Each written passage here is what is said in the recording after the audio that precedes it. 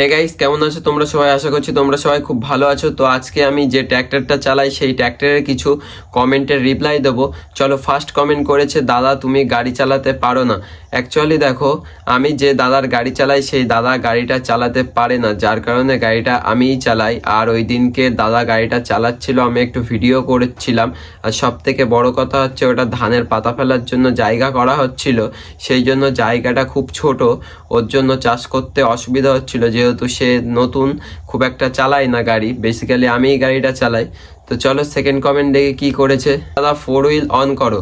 দেখো, আমাদের ফোর হুইলে গাড়িতে একটা সমস্যা হয়েছে, মিটারে দেখাচ্ছে ফোর হুইল অন, কিন্তু গাড়ির ফোর হুইল চলছে না, যার কারণে আমরা এই কাদার চাষে নামাচ্ছি না বললেই চলে গাড়ি। যেহেতু যে জায়গাগুলোতে ওঠানামা করা যাবে সেই জায়গাগুলোতেই গাড়ি নামানো হচ্ছে বা টুকটাক চাষ করা হচ্ছে। মিস্ত্রিকে বলা হয়েছে 2-3 দিন টাইম নিচ্ছে, তো তারপরে আবার আমরা কাদার চাষের জন্য রেডি হব। 3 নাম্বার কমেন্ট করেছে একজন যে রোটারটা কত ফুট এর। দেখো, রোটারটা খুব সম্ভবত 3.5 ফুট হবে, 4 ফুট তো বেসিক্যালি হবে না বললেই চলে, কারণ 4 ফুট একটা অনেকটা জায়গা, যেহেতু ছোটোটা একটা, খুব সম্ভবত 3.5 ফুট এরকম কিছু একটা হতে পারে।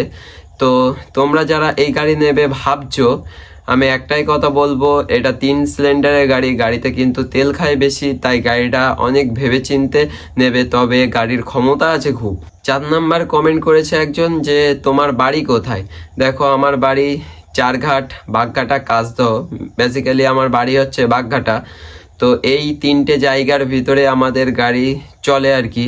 এর ভিতরেই টুকটাক যে কটা জমি হয় সেই কটাই আমরা চাষ করি, যেহেতু এর আগের সিজনে আমাদের গাড়ি কেনা, আর এটা আমাদের সেকেন্ড সিজন চলছে। এখনো এই সিজনে চাষ খুব একটা ভালো করে বেরিয়েনি। আর তা বাদ দিয়ে আমি তো বলেই দিলাম যে গাড়িতে ফোর হুইল অন হচ্ছে না। তো চলো, আমাদের ভিডিও যদি ভালো লাগে এরকমভাবে তোমরা কমেন্ট করবে, আর কমেন্টের রিপ্লাই আমি দিয়ে দেবো।